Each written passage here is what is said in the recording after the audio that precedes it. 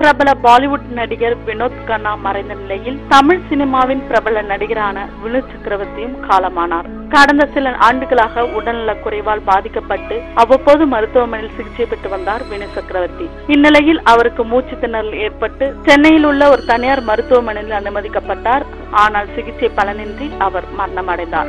1945 December 15 Madurai மாவட்டம் உசிலம்பட்டியில் பிறந்தார் வினு சக்கரவர்த்தி. ராயப்பேட்டையில் உள்ள வெஸ்லே பள்ளியில் பள்ளி படிப்பும் சென்னையில் உள்ள கல்லூரியில் பிகாம் படித்தும் முடித்தார். பின்னர் காவல்துறை பணியில் சேர்ந்தார். அதன் பிறகு தெற்கு ரயில்வேயில் 4 ஆண்டு பணிபுரிந்தார். கல்லூரி நாட்களிலேயே நாடகம் எழுதி நடித்துள்ளார். முதலில் கன்னட இயக்குனர் ஒருவரிடம் கதா ஆசிரியராக பணியாற்றினார். இதில் பரஸ்கே கன்னட தின்மா என்ற படம் வெற்றி பெற்றது. இதை தமிழில் ரோசாப்பூர் ரவிக்கைக்காரி என்ற பெயரில் ரீமேக் செய்தனர். சிவகுமார் ஹீரோவாக நடித்த இந்த படத்தில் இவர் முதல் முறையாக தமிழில் அறிமுகமானார். இதைத் தொடர்ந்து தமிழில் கரிமேட்டு கருவாயன், குரு சிஷ்யன், நாட்டாமை, அருணாச்சலம், மாப்பிள்ளை கவுண்டர், சிவப்பு நிலா, நினைத்தேன் வந்தாய், உனக்காக எல்லாம் உனக்காக, உன்னை தேடி, அமர்கலம், பாண்டவர் பூமி, தென்காசி பட்டணம், ஜெமினி, சுந்தரா டிராவல்ஸ், கிரி, முனி, தேசிங் ராஜா, வாயமூடி பேசும் உள்ளிட்ட பல படங்களில் நடித்துள்ளார் வினு சக்கரவர்த்தி. இவர் குணச்சித்திரம் மற்றும் வில்லன் கேரக்டரில் நடித்துள்ளார் என்பது குறிப்பிடத்தக்கது. தமிழ், தெலுங்கு, கன்னடம், படகா மற்றும் மலையாளம் ஆகிய மொழிகளில்